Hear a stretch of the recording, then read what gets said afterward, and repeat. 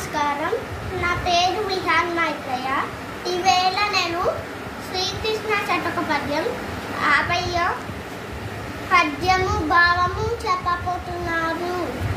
పరనారీ ముఖ పద్మము గురుతుగ వయ్యారి నడక కప్పులును నడుమును ఎరయంగనే మోహింతురు నిరతముని భక్తి గల్వ నేర్వరు కృష్ణ. హే కృష్ణ, జనులు ఆడవారి యొక్క సుఖ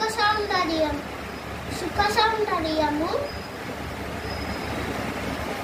కొప్పు జడలు వయ్యారి నడక నడుమును చూసి మోహిస్తారు. కానీ నిన్ను భక్తిగా పూజించడం తెలియదు కృష్ణ.